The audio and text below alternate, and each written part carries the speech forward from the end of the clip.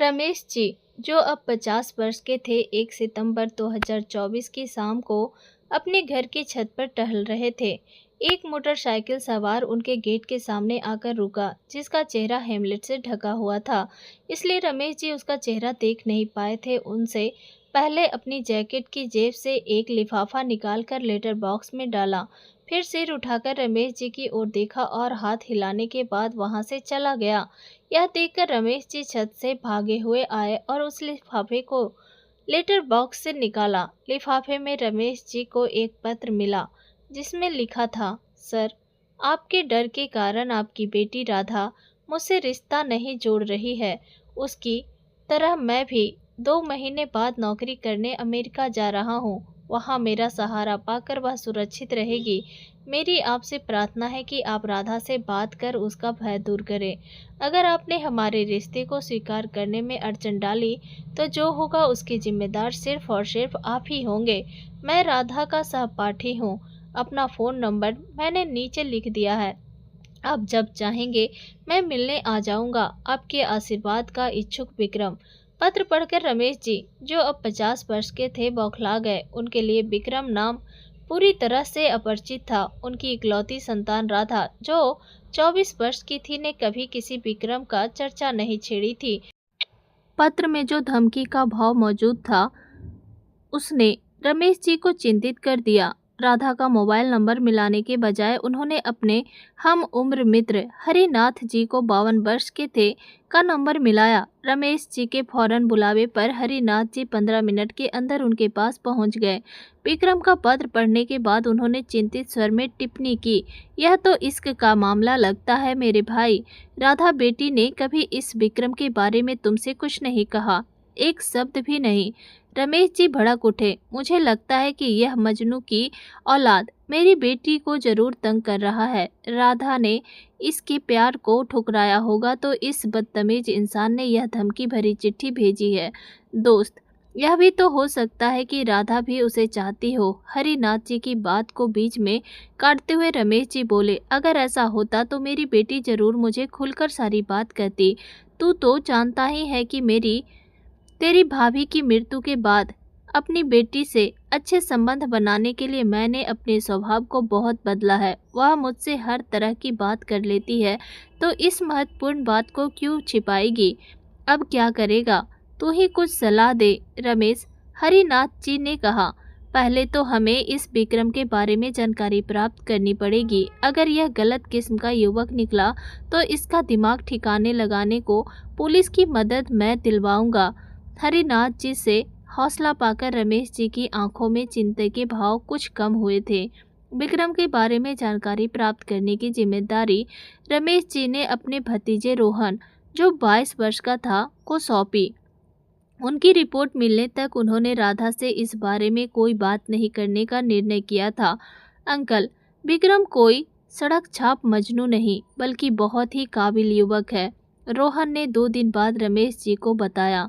राधा दीदी और विक्रम कक्षा के सबसे होशियार विद्यार्थी हैं, तभी दोनों को अमेरिका में अच्छी नौकरी मिली है। पहले इन दोनों के बीच अच्छी दोस्ती थी, पर करीब 2 हफ्ते से आपस में बोलचाल बंद है। विक्रम के घर का पता इस कागज पर लिखा है। रोहन ने एक कागज का टुकड़ा रमेश जी को पकड़ा दिया था। तुमने मालूम किया कि विक्रम के घर में और कौन कौन है? रमेश जी ने पूछा। बड़ी बहन की शादी हो चुकी है और वह मुंबई में रहती है। विक्रम अपनी विधवा माँ के साथ रहता है। उसके पिता की सड़क दुर्घटना में जब मृत्यु हुई थी तब वह सिर्फ 10 साल का था। और किसी महत्वपूर्ण बात की जानकारी मिली? रमेश जी ने रोहन से पूछा। नहीं चाचा जी, मैंने जिससे भी कुछ पूछताछ की है उसने विक्रम की तारीफ ही की है। हमारी जात बिरादरी का ना सही, पर लड़का बहुत ही अच्छा है। मेरी राय में अगर रिश्ते की बात उठे तो आप हाँ कहने में बिल्कुल मत झिझकना। अपनी राय बताकर रोहन वहाँ से चला गया था। उस शाम रमेश जी ने जब राधा से इस विषय पर बातचीत शुरू की तो हरिनाथ जी भी वहाँ मौजूद थे। सारी बात सुनकर राधा ने साफ शब्दों में अपना मत उन दोनों को सामने जाहिर कर दिया। पापा, मैं विक्रम से प्यार नहीं करती, और अगर ऐसी कोई बात होती तो मैं आपको जरूर बता देती। बेटी, क्या तुम किसी और से प्यार करती हो? हरिनाथ जी ने सच्चाई जानने का मौका गंवाना उचित नहीं समझा था। नहीं अंकल, अभी तो अपना अच्छा करियर बनाना मैं बेहद महत्वपूर्ण मानती हूँ, राधा ने जवाब दिया। यह विक्रम तुम्हें तंग करता है क्या? रमेश जी की आंखों में गुस्से के भाव भरे थे। मुझे जैसे ही इस बात का एहसास हुआ कि वह मुझसे अलग तरह का रिश्ता बनाना चाहता है, तो मैं उससे बोलचाल ही बंद कर दी। उसने मेरा इशारा नहीं समझकर आपको पत्र भेजा है। इस बात से मैं भी हैरान हूँ और परेशान भी। तो बिल्कुल परेशान मत हो राधा, कल ही मैं उससे बात करता हूँ। उसने तुझे परेशान किया तो गोली मार दूंगा उसको। रमेश जी का चेहरा गुस्से से भड़क उठा। यार गुस्सा मत कर, नहीं तो तेरा ब्लड प्रेशर बढ़ जाएगा, हरिनाथ जी ने रमेश जी को समझाया, पर वो विक्रम को ठीक करने की धमकियां देते रहे। पापा, अचानक राधा जोर से चिल्ला पड़ी। आप शांत क्यों नहीं हो रहे? एक बार हाई ब्लड प्रेशर के कारण नर्सिंग होम में रहकर आने के बाद भी आपकी समझ में नहीं आ रहा है। आप फिर से अस्पताल जाने पर क्यों तुले हैं? अपनी बेटी की डांट सुनकर रमेश जी चुप तो जरूर हो गए, पर विक्रम के प्रति उनके दिल का गुस्सा जरा भी कम नहीं हुआ था। विक्रम, जो 25 वर्ष का था, ने उस रात सोने से पहले अपनी माँ सुनंदा, जो 48 वर्ष की थी, को शर्मीली सी मुस्कान होठों पर लाकर जानकारी दी। कल लंच पर मैंने राधा और उनके पापा को बुलाया है। उनकी अच्छी खातिरदारी करने की जिम्मेदारी आपकी है। यह राधा कौन है? खुशी के मारे सुनंदा जी एकदम से उत्साहित हो उठी। मेरे साथ पढ़ती है माँ। प्यार करते हो तुम दोनों एक दूसरे से? सुनंदा जी ने पूछा। विक्रम ने गंभीर लहजे में जवाब दिया। उसके पापा को तुमने मना लिया तो रिश्ता पक्का समझो। वह गुस्सैल स्वभाव के हैं और राधा उनसे डरती है। अपने बेटी की खुशी की खातिर मैं उन्हें मनाऊंगी शादी के लिए, तू फिक्र मत कर। मुझे राधा के बारे में बता। सुनंदा जी की प्रसन्नता ने उनकी नींद को कहीं दूर भगा दिया था। रमेश जी ने फोन करके विक्रम को अपने घर बुलाया था, पर उसने सुबह व्यस्तता का बहाना बनाकर उन्हें और राधा को दोपहर के समय अपने घर आने को राजी कर लिया था। बेटी, किसी के घर में बैठकर उसे डांटना डपटना जरा कठिन हो जाता है, पर वह लफंगा आसानी से सीधे रास्ते पर नहीं आया तो आज उसकी खैर नहीं। रमेश जी ने अपनी इस धमकी को एक बार फिर दोहरा दिया।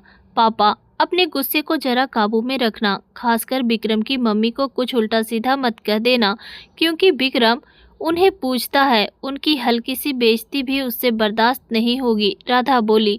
मैं पागल नहीं हूँ जो बिना बात के किसी से उलझूंगा। विक्रम तुम्हारा नाम अपने दिल से निकालने का वादा कर ले तो बात खत्म। अगर वह ऐसा नहीं करता है तो मुझे सख्ती बरतनी ही पड़ेगी। रमेश जी ने अपनी बेटी की सलाह को पूरी तरह मानने से इनकार कर दिया। पापा, समझदारी से काम लोगे तो इस मामले को निपटाना आसान हो जाएगा। हमें विक्रम की मां को अपने पक्ष में करना है बस। एक बार उन्होंने समझ लिया कि यह रिश्ता नहीं हो सकता, तो विक्रम को सीधे रास्ते पर लाने के लिए उनका एक आदेश ही काफ़ी होगा। मैं समझ गया, गुस्से को काबू में रखना है। ओके। अपनी बेटी का गाल प्यार से थपथपाकर रमेश जी ने घंटी का बटन दबा दिया था। सुनंदा जी ने मेहमानों की आवभगत के लिए पड़ोस में रहने वाली सुमित्रा, जो 45 वर्ष की थी, को भी बुला लिया था। वह अपनी भाभी बहू व समधी की खातिर में कोई कसर नहीं छोड़ना चाहती थी। इतने अपनेपन से सुनंदा जी ने रमेश जी और राधा का स्वागत किया कि तनाव, शिकायतें व नाराजगी का माहौल पनपने ही नहीं पाया। विक्रम बाजार से मिठाई लेने चला गया था। वह कुछ ज़्यादा ही देर से लौटा और तब तक सुनंदा जी ने मेज पर खाना लगा दिया था। खाना इतना स्वादिष्ट बना था कि रमेश जी ने सारी चिंता व परेशानी भुलाकर भरपेट भोजन किया। सुनंदा जी के आग्रह के कारण शायद वह ज़रूरत से ज़्यादा ही खा गए थे। भोजन कर लेने के बाद ही मुद्दे की बात शुरू हो पाई। सुमित्रा आराम करने के लिए अपने घर चली गई थी। सुनंदा जी हम कुछ जरूरी बातें विक्रम और आपसे करने आए हैं। रमेश जी ने बातचीत शुरू की। भाई साहब, मैं तो इतना कह सकती हूँ कि राधा को सिर आंखों पर बिठाकर रखूंगी। सुनंदा जी ने राधा को बड़े प्यार से निहारते हुए जवाब दिया। आंटी, मैं विक्रम से प्यार नहीं करती हूँ, इसलिए आप कोई गलतफहमी मत पालें। राधा ने कोमल लहजे में अपने दिल की बात उनसे कह दी। मुझे विक्रम ने सब बता दिया है राधा। अपने पापा से डरकर तुम अपनी इच्छा को मत मारो। मुझे विश्वास है कि रमेश जी आज इस रिश्ते के लिए हाँ कर देंगे। अपनी बात समाप्त कर सुनंदा जी ने प्रार्थना करने वाले अंदाज में रमेश जी के सामने हाथ जोड़ दिए। आप बात को समझ नहीं रही हैं सुनंदा जी। मेरी बेटी आपके बेटे से शादी करना ही नहीं चाहती, तो फिर मेरी हाँ या ना का सवाल ही पैदा नहीं होता। रमेश जी चिढ़ उठे। पापा, डोंट बिकम एंग्री। राधा ने अपने पिता को शांत रहने की बात याद दिलाई। अंकल, आप इस रिश्ते के लिए हाँ कह दीजिए। राधा को राजी करना फिर मेरी जिम्मेदारी है। विक्रम ने विनती की। कैसी बेहुदा बात कर रहे हो तुम भी। रमेश जी को अपना गुस्सा काबू में रखने में काफ़ी कठिनाई हो रही थी। जब राधा की दिलचस्पी ही नहीं है तो मैं कैसे और क्यों हाँ कर दूं? वह तो आपसे डरती है अंकल। विक्रम बोला। शट अप पापा प्लीज। राधा ने फिर रमेश जी को शांत रहने की बात याद दिलाई। लेकिन यह इंसान हमारी बात समझ क्यों नहीं रहा है? राधा की दिल की इच्छा मैं अच्छी तरह से जानता हूँ। वह तो झूठ मूठ इस वक्त ना कह रही है। जी हाँ, मुझे आपके घर से रिश्ता जोड़ना है और वैसा होकर रहेगा। अंकल, मैं तुम्हें जेल भिजवा दूंगा मिस्टर विक्रम। रमेश जी ने धमकी दी। रमेश जी, ऐसी अशुभ बातें मत कहिए। आपकी बेटी इस घर में बहुत सुखी रहेगी, इसकी गारंटी मैं देती हूँ। सुनंदा जी की आंखों में आंसू छलक आए तो रमेश जी चुप रहकर विक्रम को क्रोधित नज़रों से घूरने लगे।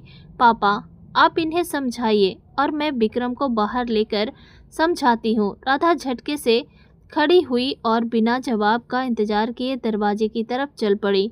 विक्रम उसके पीछे पीछे घर से बाहर चला गया। सुनंदा जी और रमेश जी के बीच कुछ देर खामोशी छाई रही। सामने बैठी स्त्री की आंखों में छलक आए आंसुओं के चलते रमेश जी की समझ में नहीं आ रहा था कि वह उनसे मन को चोट पहुंचाने वाली चर्चा को कैसे शुरू करें। लेकिन एक बार उनके बीच बातों का सिलसिला शुरू हुआ तो दोनों को वक्त का एहसास ही न रहा।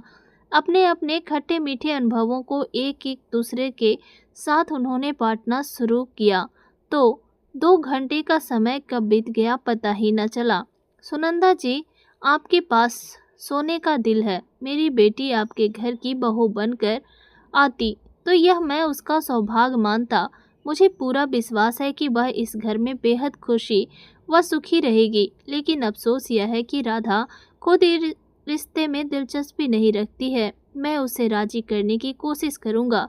अगर वह नहीं मानी तो आप विक्रम को समझा देना कि वह राधा को तंग ना करे। रमेश जी ने भावुक लहजे में सुनंदा जी से प्रार्थना की। आप जैसे नेक दिल इंसान को जिस काम से दुख पहुँचे या आपकी बेटी परेशान हो वैसा कोई कार्य मैं अपने बेटे को नहीं करने दूंगी। सुनंदा जी के इस वादे ने रमेश जी के दिल को बहुत राहत पहुंचाई।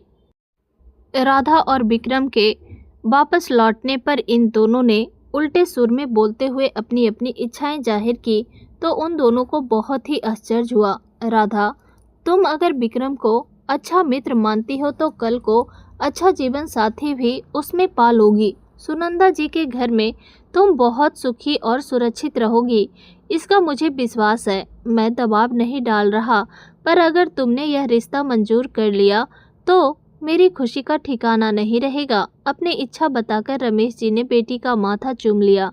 विक्रम, तुम राधा को खुशी खुशी हाँ कह दो तो ठीक है, नहीं तो तुम इससे किसी भी तरह कभी परेशान मत करना। रमेश जी का ब्लड प्रेशर ऊंचा रहता है, तुम्हारी वजह से इनकी तबीयत खराब हो यह मैं कभी नहीं चाहूँगी। सुनंदा जी ने बड़े भावुक अंदाज में विक्रम से अपने मन की इच्छा बताई। पापा, क्या आप चाहते हैं कि मैं विक्रम से शादी कर लूं? राधा ने हैरान स्वर में पूछा। हाँ बेटी, आपकी सोच में बदलाव आंटी के कारण आया है ना? हाँ, यह तुम्हारा बहुत ख्याल रखेंगी। इनके पास सोने का दिल है। गुड, राधा की आंखों में अजीब सी चमक उभरी। विक्रम ने अपनी माँ से पूछा, मेरी इच्छा को नज़रअंदाज कर जब जो आप कह रही हैं उसके पीछे कारण क्या है? माँ, मैं इनको दुखी और चिंतित नहीं देखना चाहती। सुनंदा जी ने रमेश जी की तरफ इशारा करते हुए जवाब दिया, आपकी नज़रों में यह कैसे इंसान है? बड़े नेक दिल, बड़े अच्छे, गुड, वेरी गुड। ऐसा जवाब देखकर विक्रम ने अर्थपूर्ण नज़रों से माँ की तरफ देखा और बोला, इन बदली परिस्थितियों को देखते हुए राधा, हमें सोच विचार के लिए एक बार फिर बाहर चलना चाहिए। राधा फौरन उठकर दरवाजे की तरफ चल पड़ी। कहाँ जा रहे हो दोनों? सुनंदा और रमेश जी ने चौंक कर साथ साथ सवाल किए।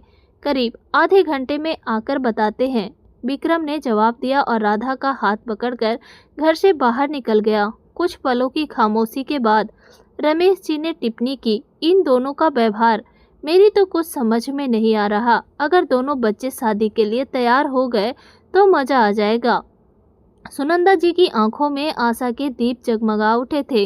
राधा और विक्रम करीब 45 मिनट के बाद जब वापस लौटे तो हरिनाथ जी और सुमित्रा जी उनके साथ थे।